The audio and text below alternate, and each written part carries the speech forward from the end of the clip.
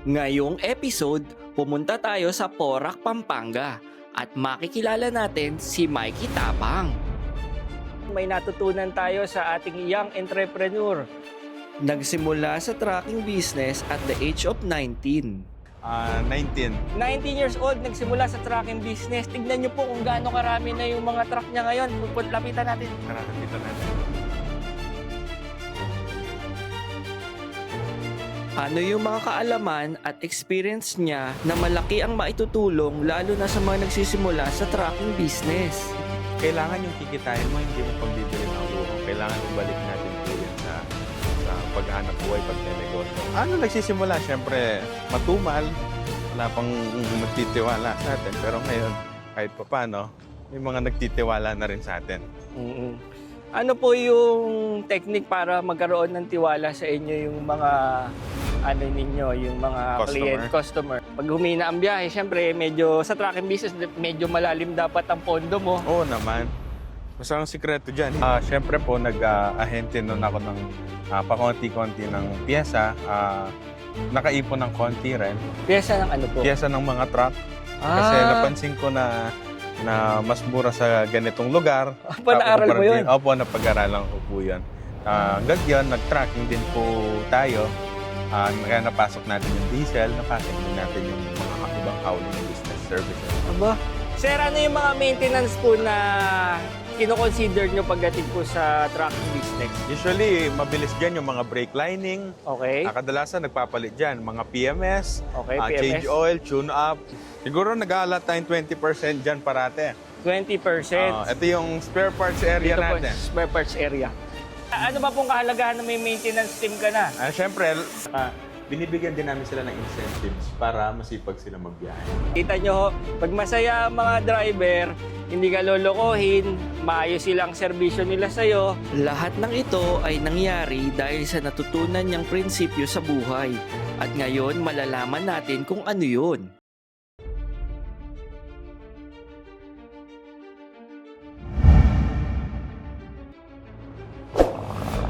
Don't forget to follow, like, and subscribe.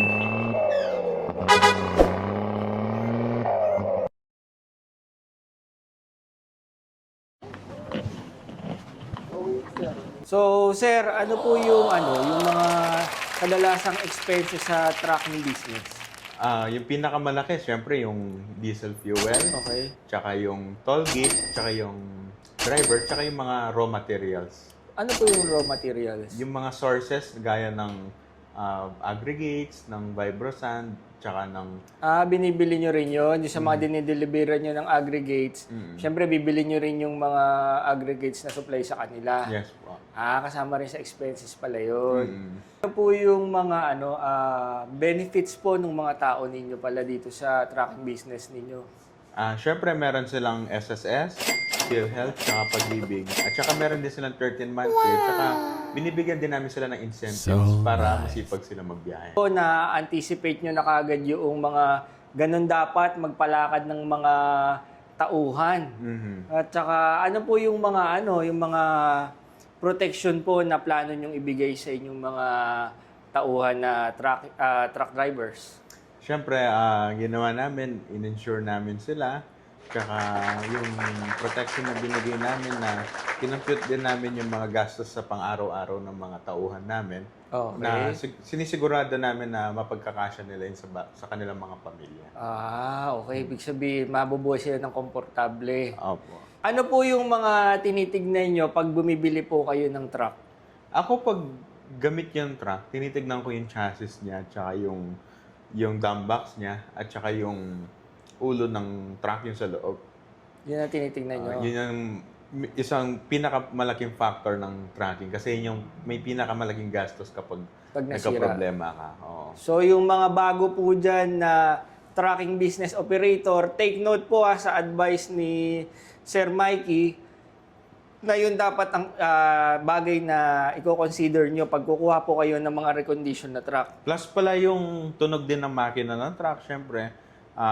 Dahil kabisado ko na rin ang tunog nila, napagkukumpara ko kung okay ba yung tunog at saka hindi ng truck. Kasi usually kapag pangit yung andar niyan, Definitely, baka subject to overall yan o kaya subject to kulang sa maintenance yung truck. Okay. Tapos, nagsasama ba kayo ng mga mekaniko para ma-check mabuti yung mga truck na bibili niyo po? Opo, syempre, nagsasama din ako ng mga mekaniko kasi definitely meron akong mga hindi alam ng mga mekaniko Okay. natin. Pero sa bata ng edad niyo po, nakabisado niyo na rin po yung tunog ng mga engine, no? Opo, dahil araw-araw naririnig Simula namin. ilang taon ba kayo na na-expose kayo sa mga truck? Actually, 14 years old pa lang po. Kumbaga, pinag-aaralan na namin yung tracking kasama ng mga magulang ko po. Ibig sabihin, mga kalaro mo pala mga truck nung bata ka pa.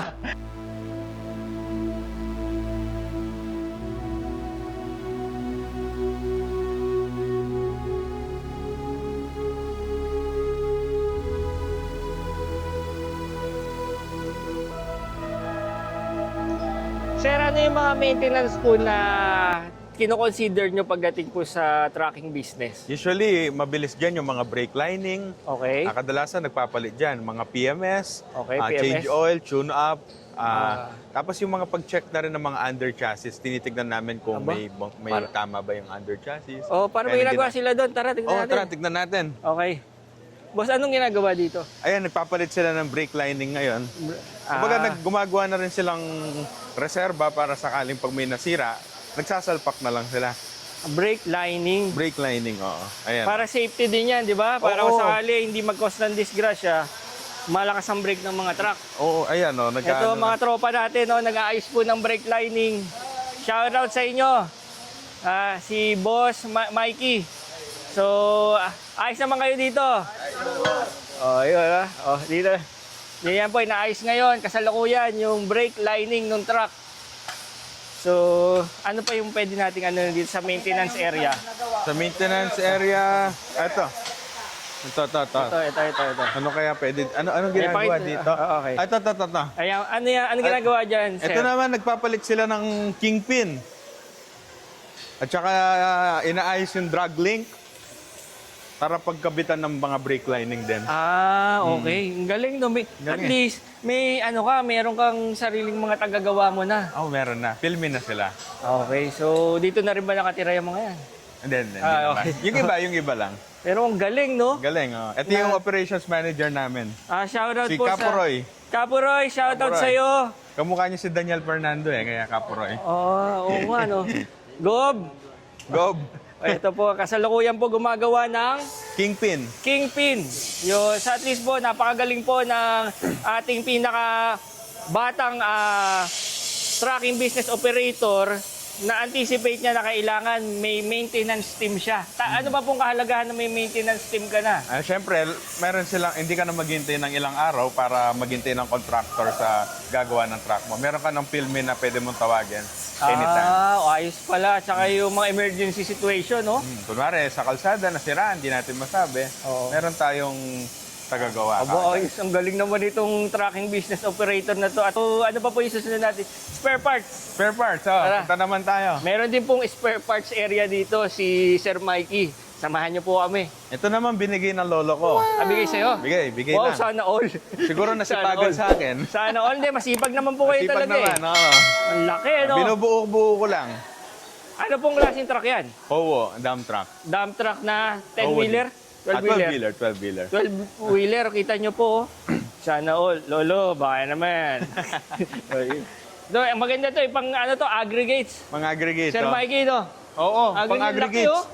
Ito, Napakalaki, pang-aggregates para sa mga graba. Ilang buwan to bago ma-operational na ulit? Siguro mga next month, tapos na sana yan, hopefully.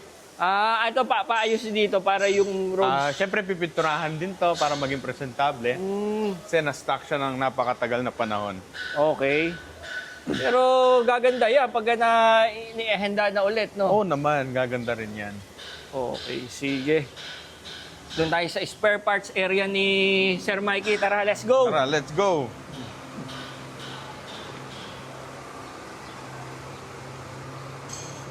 So, ilang percent ba nung kinikita nyo po yung napupunta pagdating sa maintenance?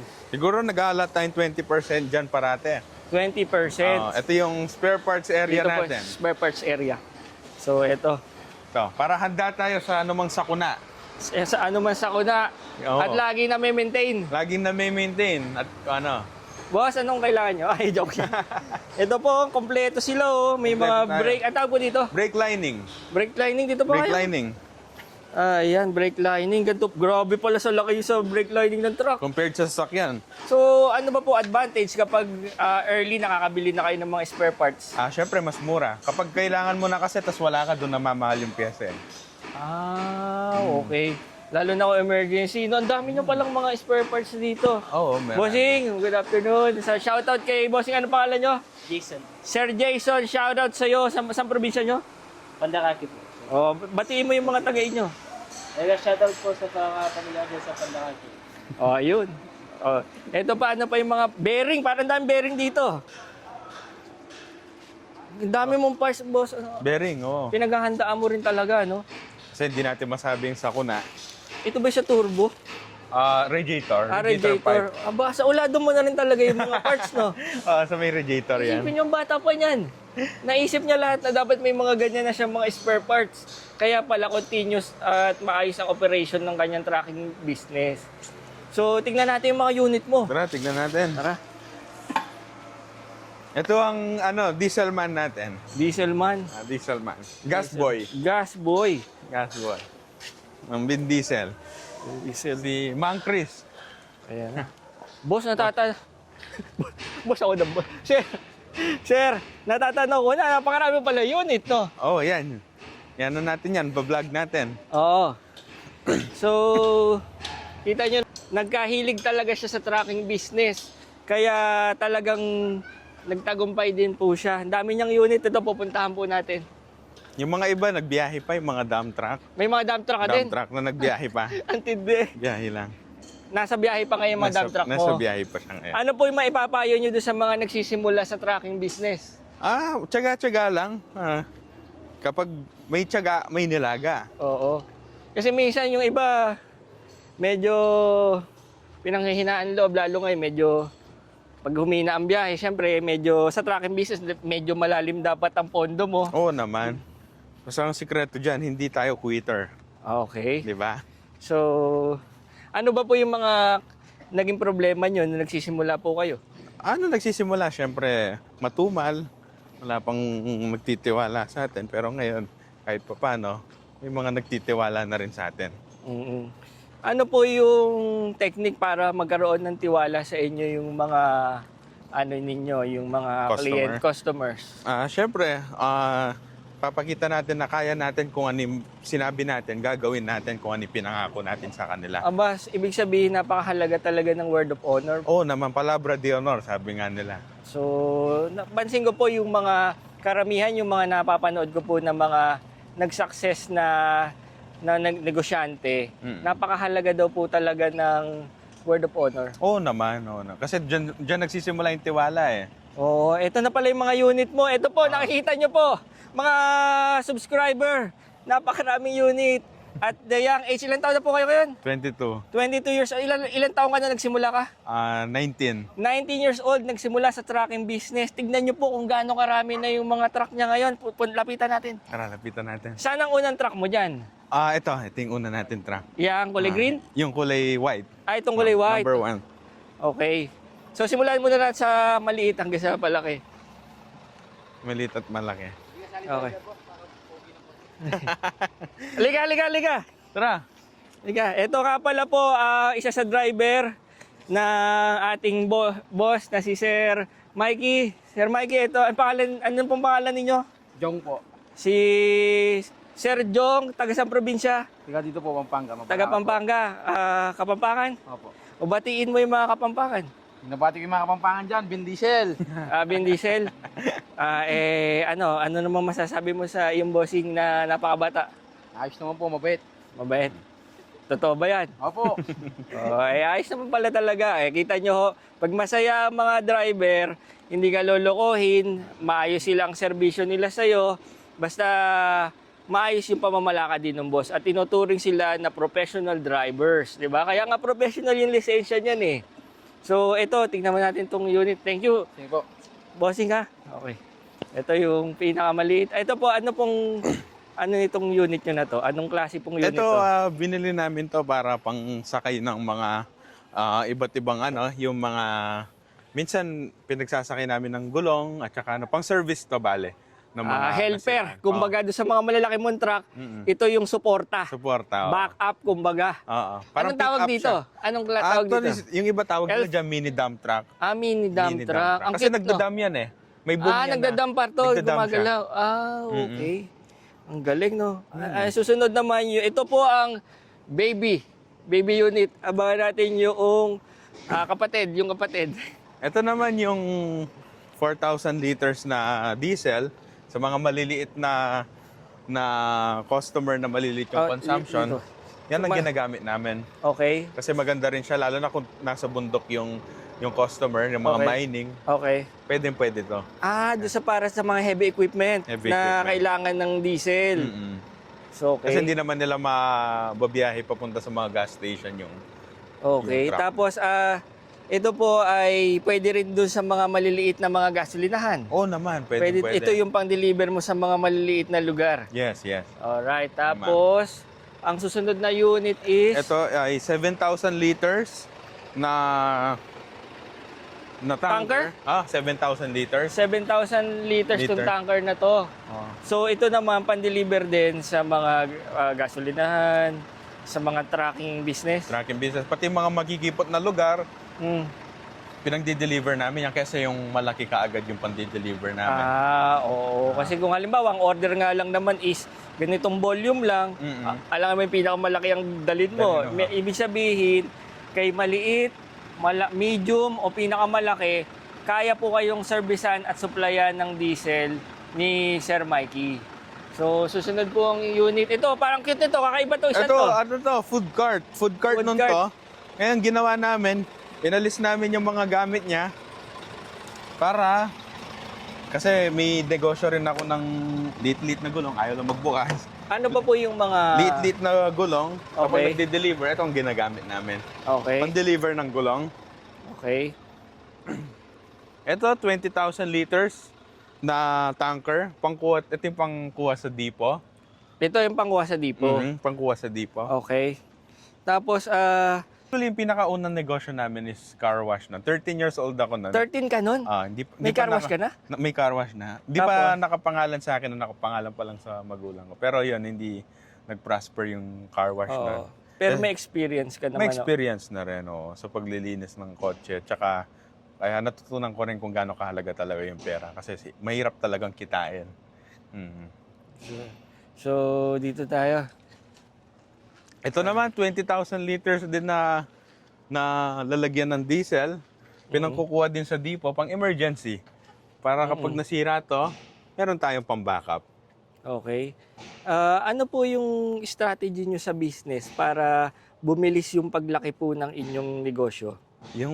Kailangan yung kikitain mo, hindi mo pambibili ng luho. Kailangan ibalik natin po yan sa paghahanap buhay, pagnenegosyo, para mas dumami ang magiging equipment mo para sa pagpasok ng pera ng iyong Kumbaga, negosyo. delayed gratification. Oo naman. Yung idudulo mo. Kumbaga, patitibayin mo muna yung foundation, tsaka na yung luho, yung mga magagandang mga sports car. Sino ba naman may ayaw niyan? Oo naman. Kailangan patibayin mo muna yung foundation. Okay, so ano po yung mga challenges sa inyo dito nung nagsisimula po kayo ng trucking? Syempre yung challenges dyan na nung una, syempre, hindi mo alam kung totoo yung sinasabi ng mga driver dahil mas konti pa lang experience mo. Kung totoong may nasira o kung gawa-gawa lang nila. Kung may nanguhuli na, kunwari, sinabi nila nahuli yung truck nila wherein hindi naman gumagawa lang silang pera. Yun ang mga challenges na ginawa namin ng sistema sa tracking namin. Paano nyo po na-address yung ganoong sistema? Nagkabit kami ng GPS, tapos gumawa din kami ng group chat na bawat huli at saka bawat maging problema sa daan, agad naka-picture, tsaka agad naka-report. Tsaka dapat naka-video yung bawat huli na. O doon sa mga nagsisimula ng trucking business dyan, may natutunan tayo sa ating young entrepreneur na ganun pala ang technique para hindi ka manakawan, hindi company losses po kasi yun. Pag lumaki ng lumaki yun, pwedeng ikalugi nyo po. Tapos dito tayo sa isa pang unit mo. Ito itong po wing ang van. pinakahuli. Ah, Ang wing van. dito ka. Yan po. Ito ang wing van. Wing van po. Opo. Tapos, kung sakali po, paano kayo, curious lang po ako, saan po paano kayo nagsimula ng pondo nito, dito sa trucking business ninyo? Yung magulang ko kasi, syempre, tiwala ang mga supplier ng truck sa kanila. Pinapautang sila nung time na yon. At syempre, rin-recommender lang din ako dahil nakita nila na interesado ako pagdating sa larangan ng trucking. Ibig sabihin, galing na po talaga kayo sa pamilya ng nasa trucking business. Yes po. Tapos yung parents niya, may mga connection na nakilala na rin, na maayos po kayo kausap. Opo. Namana mo yun sa magulang Namana. mo, yung ganong klase pong pakikipag-transaction sa mga tao. Tapos yung mga nabanggit mo sa akin, paano yung start mo doon sa pyesa-pyesa na nagninegosyo ka? Yung pyesa-pyesa, syempre po, nag-ahente nun ako ng pakonti-konti ng pyesa. Nakaipon ng konti rin. Pyesa ng ano po? Pyesa ng mga truck. Kasi napansin ko na mas mura sa ganitong lugar. Panaaral mo yun? Opo, napag-aralan ko po yun. Hanggang yun, nag-tracking din po tayo. Kaya napasok natin yung diesel, napasok din natin yung mga ibang hauling business services. Aba, ang talagang malaki po ang pangarap nitong nai-interview po natin. Talagang ang lawak niya po mag-isip. Oh. Sana po lahat ng mga kabataan ngayon ay maging inspirasyon sa inyo. At the young age, nagsimula ng age 13 years old sa car wash. Sa car wash. Tapos nagsimula sa trucking ng 19 years old. Hanggang ngayon siya ay 22. 22 years 22 years old. Mhm. At pag-graduate na po siya ng civil engineer. Malapit na po maging engineer ang ating guest ngayon, guest speaker sa ating channel. At ano po, mga 5 years from now, ano po yung napoporsi nyo dito sa negosyo nyo? 5 years from now, siguro, sana hopefully, kasi hindi naman natin masasabi yung future, sana mas malaki, mas marami tayong mabibigyan ng trabaho sa ating, lalo na dito sa mga kababayan natin na walang trabaho, para magpabigay din tayo ng oportunidad sa kanila, hindi lang sa kanila, pati na rin sa mga ibang mga nagiging suppliers namin. Siyempre, kahit papano, nakakatulong din naman tayo sa kanila. Okay, so ibig sabihin, pag gumaganda yung negosyo mo, matutulungan mo rin yung livelihood ng mga nagiging tauhan mo. Opo. Ikaw as a person, nag-grow ka, may other businesses ka din na natutulungan. Yes, so domino effect kasi Oh, yan. yun po. So, spread positive vibes po. So, ano po yung ma-advise nyo dun sa mga nagsisimula sa trucking business? Sa mga nagsisimula sa trucking business, syempre, gaya ng sabi ko kalaunan, tiyaga lang naman lahat ng yan. Kailangan, huwag tayong maging katulad ng iba na gastos ka agad porket kumita. Kailangan tandaan natin na dapat yung pera binabalik natin sa ating negosyo para mas lumawak pa ang ating negosyo at saka mas lalo pang umangat ang ating negosyo. So ngayon po, invite nyo po sila sa mga businesses nyo. Ano yung mga available na trucks? Ano yung mga businesses at services na pwede nyong i-promote sa ating mga viewers? Mga businesses na pwede natin promote, gaya ng sabi ko, ito, wing van, pwede tayo magsakay ng hollow blocks. Hollow blocks? Pwede rin lipat bahay. Okay. Tsaka iba't iba pa, mga lalo na malaking capacity nito, tsaka malawak ito. Oo. At tsaka ito, syempre yung diesel natin, lalagyan ng diesel yan, at yung pinangahakot din sa depot. Tapos yung mga maliliit na unit. Mga maliliit na unit, pati yung pag low bed, actually meron din May low bed ka nga pala, no? Oo. Kunwari, yung backhoe nyo at saka yung loader nyo, gusto nyo i-transport from point A to point B, syempre hindi naman natin pwedeng ilakbay po yan sa sobrang layo. Nagsiservice din po tayo ng low bed. Pati yung mga nasirang truck na kailangan i-tow, meron din po tayo. Yung mga magpapatransport po dyan ng mga heavy equipment sa mga nasirang truck, lalo na yung mga na-stuck sa kung saan mang lugar, pwede nyo pong kontakin si Sir Mikey. Ilalagay po natin ang kanyang contact details sa description box. Tapos, ano pa po yung supplier po ng diesel, gasoline? Invite niyo po sila. Sa mga nangangailangan ng diesel tsaka gasolina, syempre, nandito lang po kami para, kumbaga, feel free to contact us po. Anytime po. And syempre, kung ano man ang pangangailangan ninyo, kung ano man ang lalagyan na kailangan ninyo para sa inyong negosyo, nandito po kami para tulungan po kayo. Wow, at a very competitive price. Yes, at a very competitive price po. So, yun po. Ako po si Joey Nunez. Ako naman po si Mikey Ian C. Tapang ng Bin Diesel Trading. Yun. Delivering peace of mind. Bye-bye! Bye! Don't forget to follow, like, and subscribe.